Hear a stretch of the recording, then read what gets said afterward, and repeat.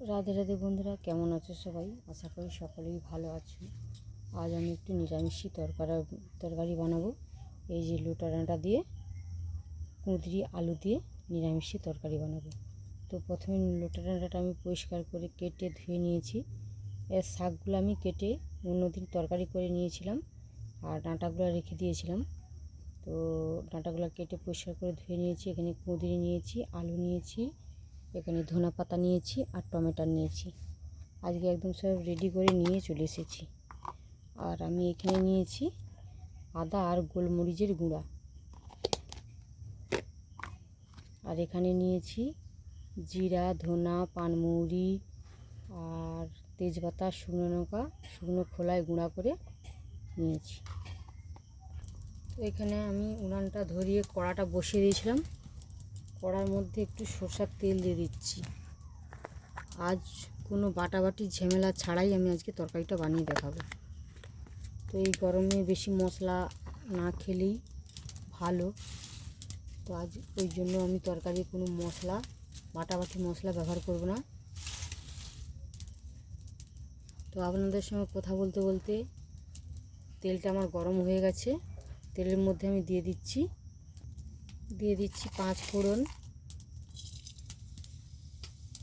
এখানে দিয়ে দিচ্ছি 2টো শুকনো লঙ্কা ফাটিয়ে দিলাম।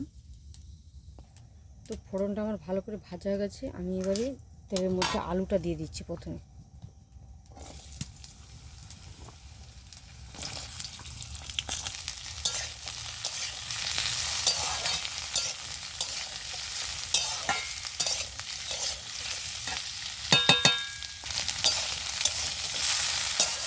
তো আলুগুলো ভালো করে কষানো হয়ে গেছে। এবার আমি কুঁদরিটা দিয়ে দিচ্ছি।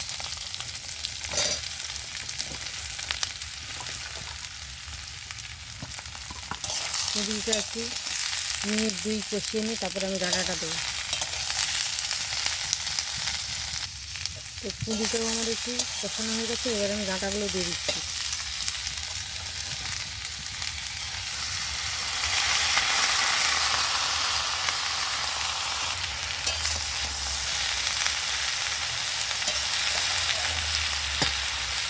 একটু ঢাকনা দিয়ে দিচ্ছি, ডাঁটাগুলো একটু জোরে যাবে, তাহলে লালতে সুবিধা হবে।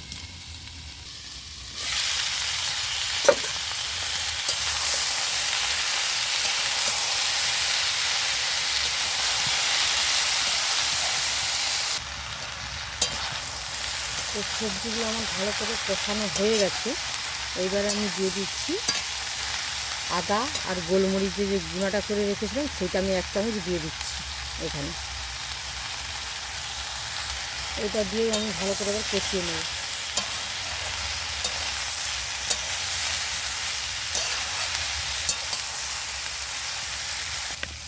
পরিমাণ মতন হলুদ দিয়ে দিচ্ছি,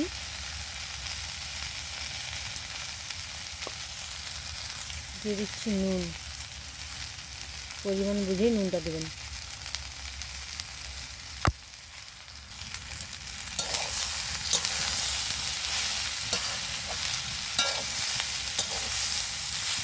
এবার টমেটোটাও দিয়ে দিচ্ছি।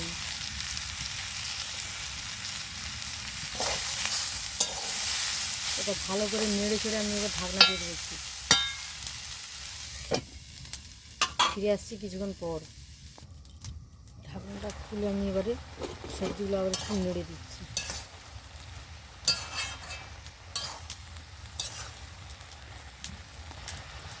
তরকারিটায় আমি তো গুঁড়া লঙ্কা ব্যবহার করলাম না, আপনারা চাইলে একটু গুঁড়া লঙ্কা দিতে পারেন। আমি গুঁড়া লঙ্কাটা দিলাম না। তো আপনাদের সঙ্গে কথা বলতে বলতে আমার সবজিটা ভালো করে কষানো হয়ে গেছে। আমি অল্প করে একটু জাস্ট জল দিয়ে দিচ্ছি।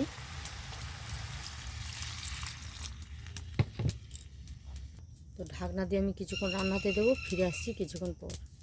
তো এবার আমি ঢাকনাটা খুলে একটু চিনি দিয়ে দিচ্ছি উপর দিয়ে।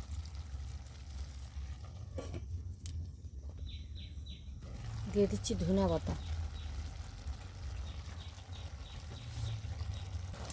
দিয়ে দিচ্ছি যে ভেজে রাখা মশলাটা। তো তরকারিটা আমার রেডি হয়ে গেছে। এবার আমি এটা ভালো করে ঘেঁটে নিয়ে নামিয়ে দেবো।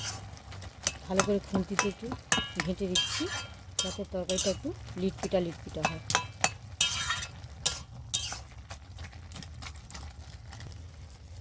তো তরকারিটা আমার রেডি হয়ে গেছে, আমি এবারে নামিয়ে নিচ্ছি।